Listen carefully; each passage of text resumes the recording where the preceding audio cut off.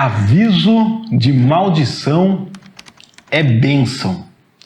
Talvez você ache essa frase muito complicada, contraditória, esquisita. Como assim que um aviso de maldição é bênção? Inclusive na Bíblia, inclusive quando Deus é quem anuncia a maldição, principalmente quando Deus anuncia a maldição, é bênção. Deus anuncia a maldição para abençoar. E antes de você continuar achando contraditório, dá uma pensadinha comigo e veja se você já não praticou isso. Se você já não anunciou uma maldição procurando abençoar. Talvez você que é pai ou mãe, né, ou amigo, um dia você tenha falado assim para o seu filho ou para o seu amigo: olha, pare, senão você vai apanhar. Pare, senão eu vou te pegar. Pare, senão eu vou te bater. Pare, senão você vai sofrer as consequências. Você já fez isso? Se você já fez isso, você anunciou uma maldição, você anunciou uma punição. E com que objetivo você fez esse anúncio? Com o objetivo de abençoar, com o objetivo de que a pessoa não sofra as consequências, com o objetivo de manter a harmonia, de manter a paz. E você então diz para ela: pare, tome cuidado, para que você não se dê mal. Deus faz isso com o seu povo. E hoje nós estamos lendo a Bíblia, aqui o livro do profeta Jeremias, os capítulos 35, 36, e nós vemos Deus falando assim, olha, no 35, Deus chama um povo, o povo filhos de Jonadab, descendentes de Jonadab, filhos de Recabe, vou caçar o nome deles aqui, os Recabitas. E fala para Jeremias: ofereça vinho para eles. Vai lá no templo, ofereça vinho para eles. E Jeremias vai lá, oferece vinho para eles e eles não bebem. Por que eles não bebem? Porque o antepassado deles tinha orientado eles a não beber vinho. E Deus fala: tá vendo? Isso é obediência. Porque o antepassado deles falou, eles obedecem. Agora o meu povo que me ouve falar toda hora não me obedece.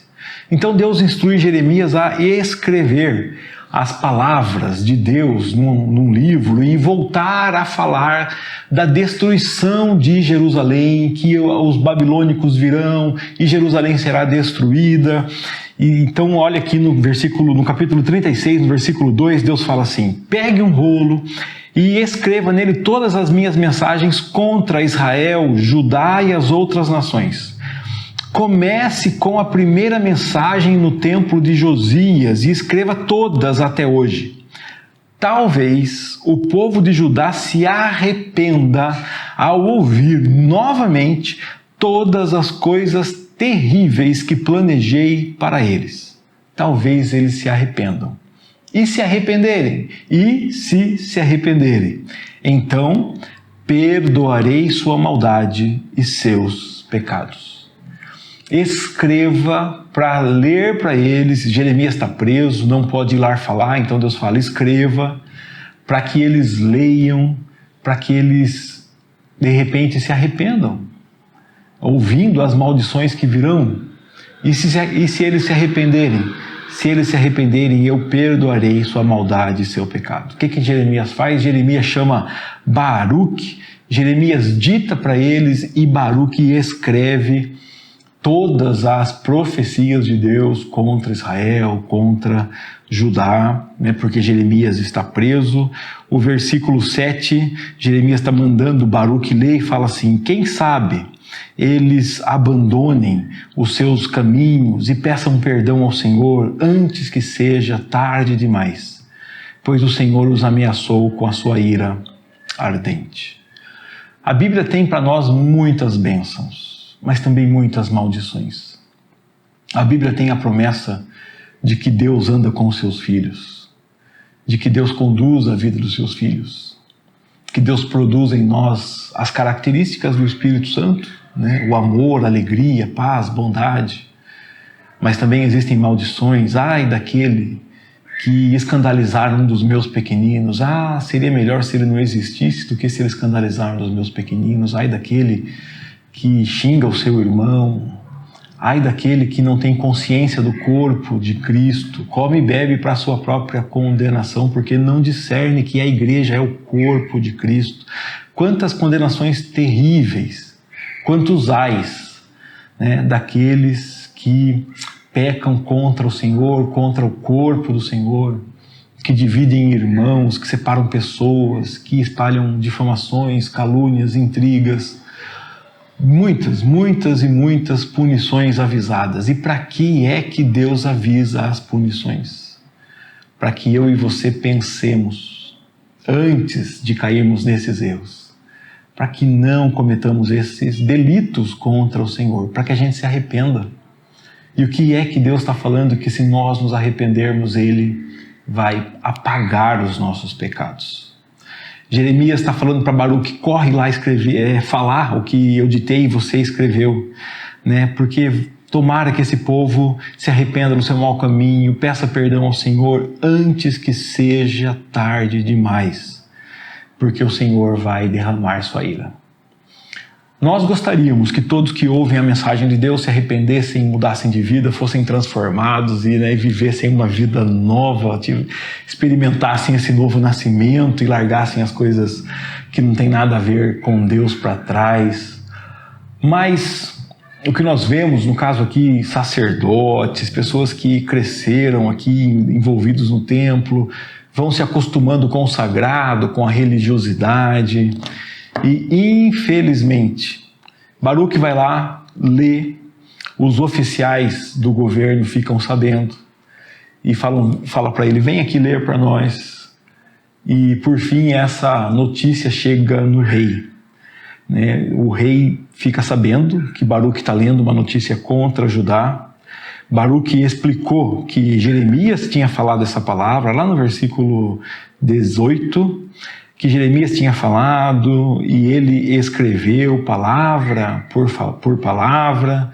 Então Baruque vai e se esconde, Jeremias vai e se esconde e o rei pede para que leia para ele o rolo. Né? O rei mandou Jeiúde buscar o rolo, versículo 22. Versículo 23 diz assim, cada vez que Jeiúde terminava de ler 3 ou 4 colunas, o rei pegava uma faca, cortava aquela parte do rolo e jogava no fogo. Assim, pedaço por pedaço, o rolo inteiro foi queimado. Nem o rei nem seus servos mostraram qualquer sinal de medo ou remorso diante do que eu tinha ouvido. E ainda mandaram prender Jeremias e seu secretário Baruque, o Senhor, porém, os tinha escondido. Bom, o que esse texto nos ensina? Nos ensina que a palavra de Deus está aí nos advertindo, apontando os nossos erros, mostrando as punições, mostrando as consequências para que eu e você nos arrependamos dos nossos erros. Vimos esses dias um pouco sobre o pecado e como o pecado deve ser na nossa vida um acidente de percurso e não uma prática. Né? Quando nós lemos a carta aos Romanos, vimos o apóstolo Paulo falando, nós vamos viver no pecado agora porque Deus nos salvou? De jeito nenhum, o pecado não pode ser a nossa prática.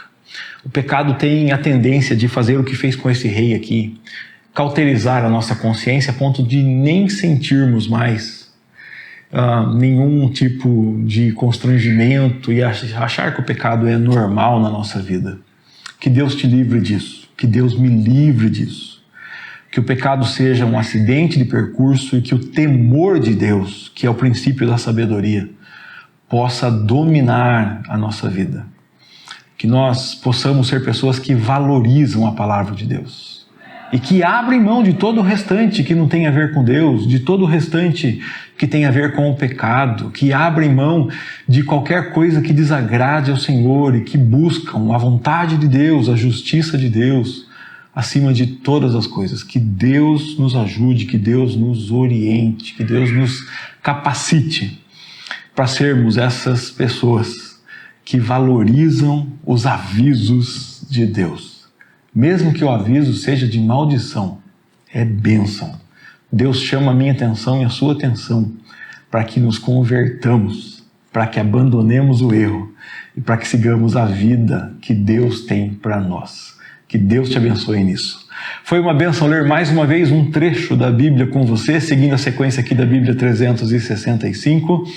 Agradeço a Deus por esse privilégio de te encontrar, de você me encontrar aí onde você está e juntos meditarmos um pouco na palavra de Deus. Eu tenho ficado muito feliz com isso, né? Tem sido gratificante para mim compartilhar com você, ver lá os comentários nos vídeos, né? As pessoas que reagem, que comentam, que agradecem, que dizem apenas um amém, que seja.